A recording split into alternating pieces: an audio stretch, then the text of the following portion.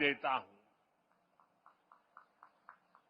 यहां मंच पर आने से पहले मुझे यहां छोटे मोटे सब व्यापारियों से बातचीत करने का अवसर मिला, उनकी दुकानों में उनके प्रोडक्ट देखने का अवसर मिला और उससे भी ज्यादा मैंने उनके उत्साह को अनुभव किया, उनके उमंग को अनुभव किया।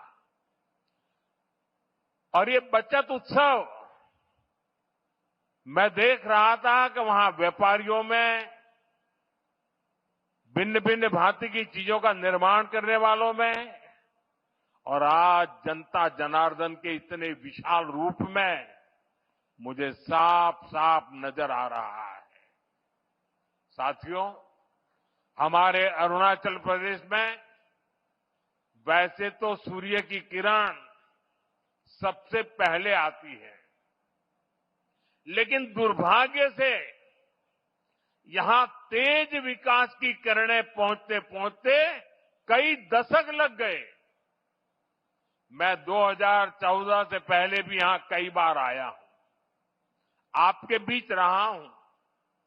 अरुणाचल को प्रकृति ने इतना कुछ दिया है, ये धरती, यहां के परिश्रमी लोग, यहां का सामर्थ्य, यहां इतना कुछ है, लेकिन तब जो लोग दिल्ली में बैठकर देश चलाते थे, उन्होंने अरुणाचल को हमेशा नजरअंदाज किया। कांग्रेस जैसे दल सोचते थे कि अरुणाचल में इतने कम लोग हैं, लोकसभा की 2 ही सीटें हैं, तो क्यों अरुणाचल पर ध्यान दिया जाए। कांग्रेस की सोच का अरुणाचल को, पूरे नॉर्थ ईस्ट को बहुत नुकसान हुआ। हमारा पूरा नॉर्थ ईस्ट विकास में बहुत पीछे छूट गया। साथियों, आपने जब 2014 में मुझे देश की सेवा का अवसर दिया, तो मैंने कांग्रेसी सोच से देश को मुक्ति दिलाने की ठान ली। हमारी प्रेरणा किसी राज्य में वोटों और सीटों की संख्या नहीं, नेशन फर्स्ट की भावना है। देश पहले, हमारा एक ही मंत्र है, नागरिक देवो भव। जिनको कभी किसी ने नहीं पूछा, उसको मोदी पूजता है। इसलिए जिस नॉर्थ ईस्ट को कांग्रेस के समय में भुला दिया गया था, वो साल 2014 के बाद विकास की प्राथमिकताओं का केंद्र बन गया है। हमने पूरे नॉर्थ ईस्ट के विकास के लिए बजट कई गुना बढ़ाया। हमने लास्ट माइल कनेक्टिविटी और लास्ट माइल डिलीवरी को अपनी सरकार की पहचान बनाया। और इतना ही नहीं, हमने ये पक्का किया कि सरकार दिल्ली में बैठकर नहीं चलेगी। अफसरों को, मंत्रियों को ज्यादा से ज्यादा नॉर्थ ईस्ट आना होगा, यहां रात्रि मुकाम करना होगा। साथियों, कांग्रेस सरकार के समय में 2-3 महीने में एकाध बार कोई मंत्री नॉर्थ ईस्ट आता था। बीजेपी सरकार में अब तक 800 से ज्यादा बार केंद्रीय मंत्री नॉर्थ ईस्ट आ चुके हैं। और ऐसा नहीं है कि सिर्फ आए और चले गए।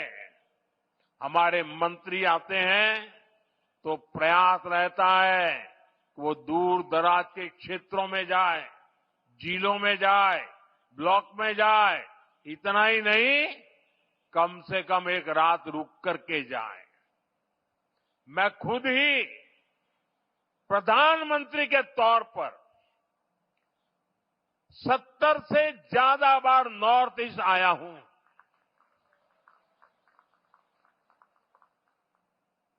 अभी पिछले हफ्ते ही मैं मिजोरम, मणिपुर और असम गया था और रात गुवाहाटी में रुका था।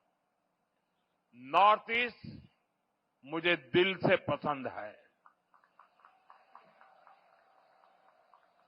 और इसलिए हमने दिल की दूरी भी मिटाई है, दिल्ली को आपके पास लेकर के आए हैं। साथियों, हम नॉर्थ ईस्ट के 8 राज्यों को अष्टलक्ष्मी के रूप में पूजते हैं। इसलिए इस क्षेत्र को विकास में पीछे नहीं देख सकते। यहां विकास के लिए केंद्र सरकार ज्यादा से ज्यादा पैसे खर्च कर रही है। मैं आपको एक उदाहरण देता हूं। आप में से कुछ लोगों को पता होगा, देश में जो टैक्स इकट्ठा होता है उसका एक हिस्सा राज्यों को मिलता है। जब कांग्रेस की सरकार थी तो 10 साल में अरुणाचल प्रदेश को सेंट्रल टैक्स में से सिर्फ 6,000 करोड़ रुपए ही मिले थे, जबकि हमारी बीजेपी सरकार के 10 सालों में अरुणाचल को 1 लाख करोड़ रुपए से अधिक मिल चुके हैं। यानी बीजेपी की सरकार ने अरुणाचल को 16 गुना ज्यादा पैसा दिया है और ये सिर्फ टैक्स का हिस्सा है।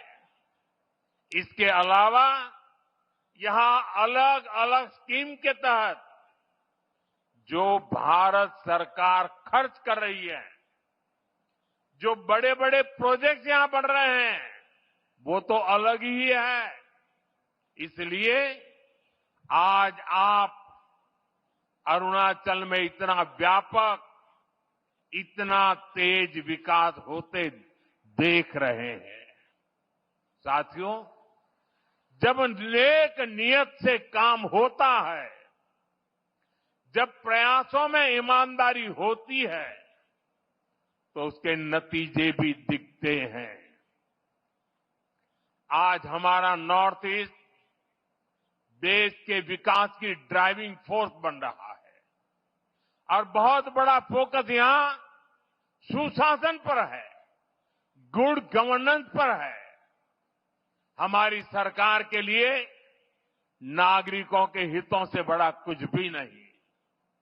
आपका जीवन आसान बने और आसान बने, इसलिए ईज ऑफ लिविंग, आपको आने जाने में मुश्किल ना हो, इसलिए ईज ऑफ ट्रैवल, आपको इलाज में परेशानी ना हो, इसलिए ईज ऑफ मेडिकल ट्रीटमेंट, आपके बच्चों को पढ़ाई में दिक्कत ना हो, इसलिए ईज ऑफ एजुकेशन, आपको व्यापार कारोबार में परेशानी ना हो, इसलिए ease of doing business.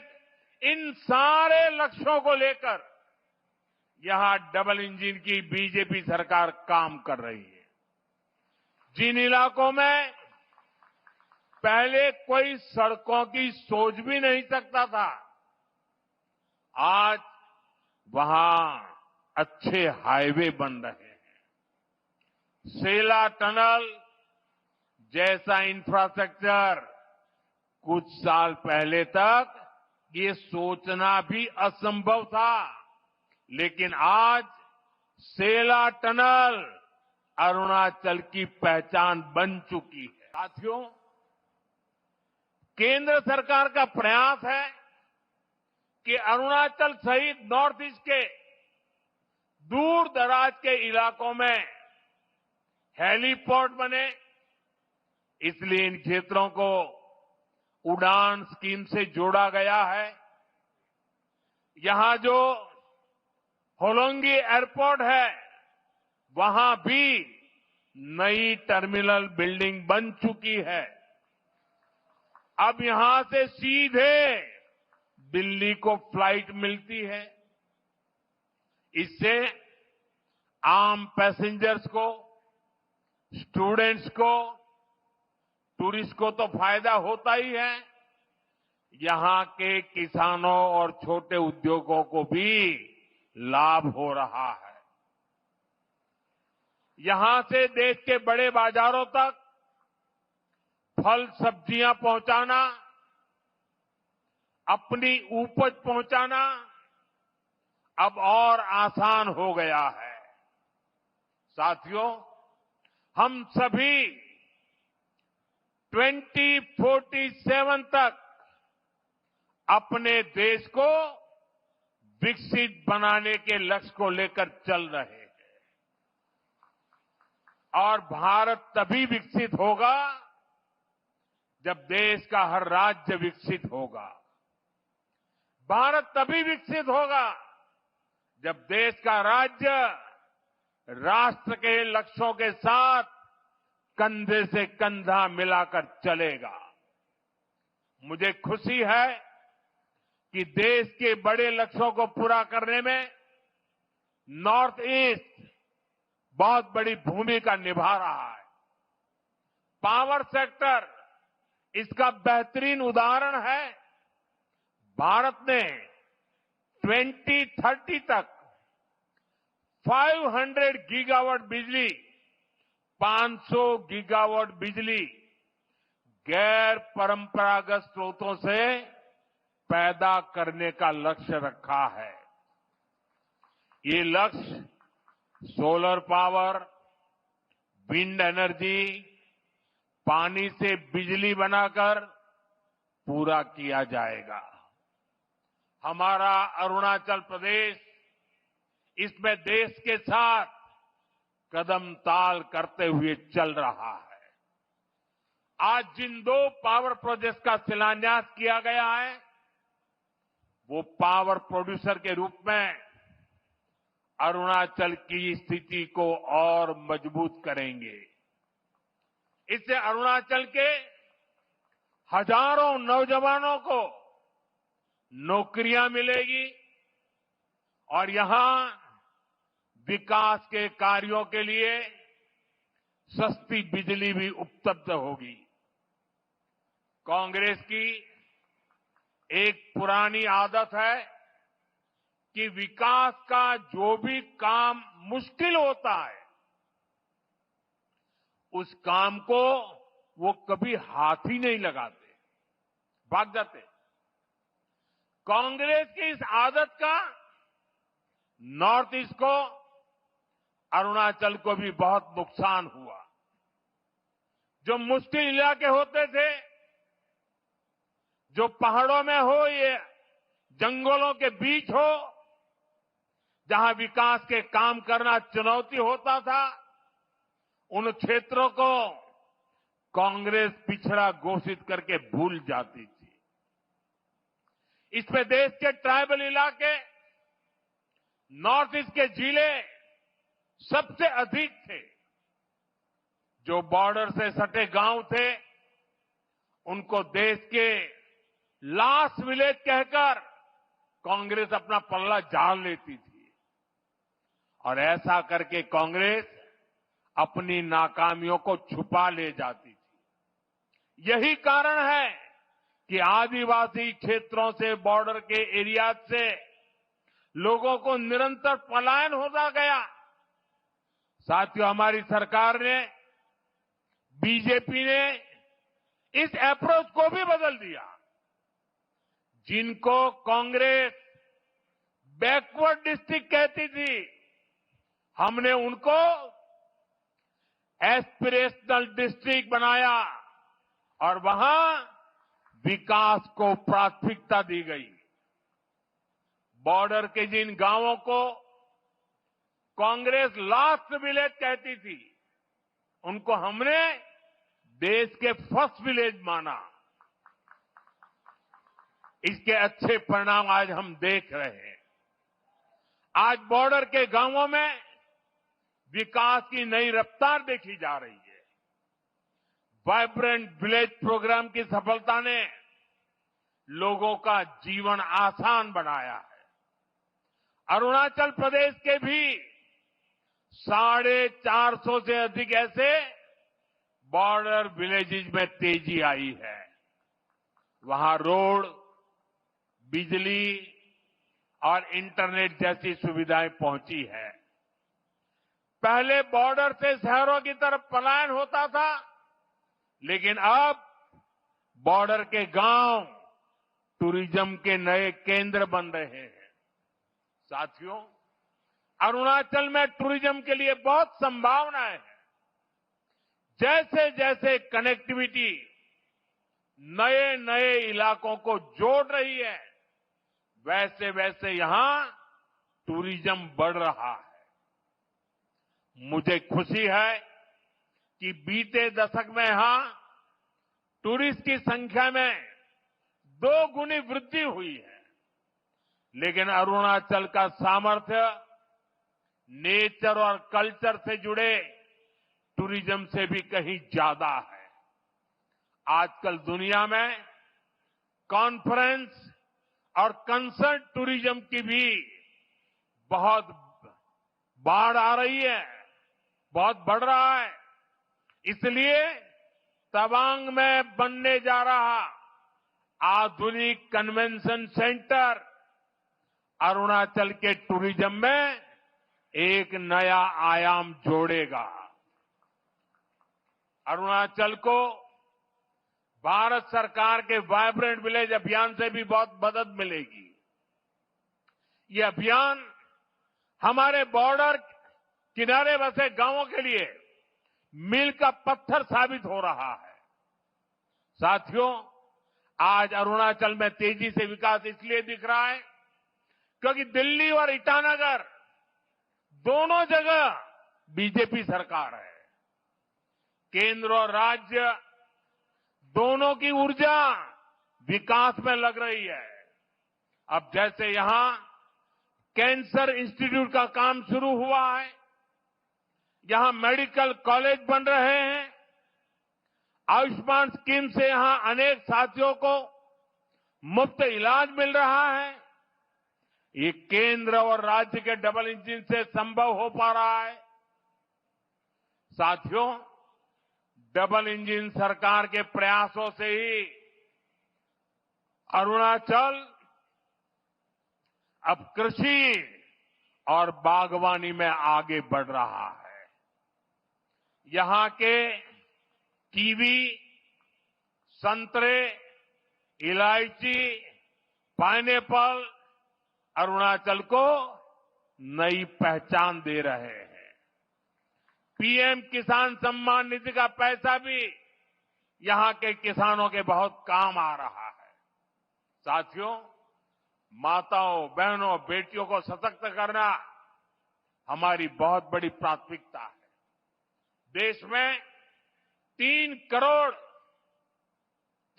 Crore लखपति दीदियां बनाने, ये बहुत बड़ा मिशन है, लेकिन ये मोदी का मिशन है। मुझे खुशी है कि पेमा खांडू जी और इनकी टीम इस मिशन को भी गति दे रही है।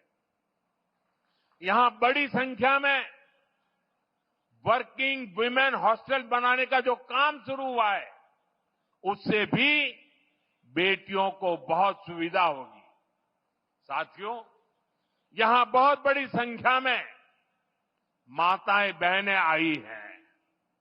मैं आपको जीएसटी बचत उत्सव की फिर से एक बार बधाई दूंगा। नेक्स्ट जनरेशन जीएसटी रिफॉर्म का भी बहुत बड़ा फायदा उन्हें ही मिलने वाला है।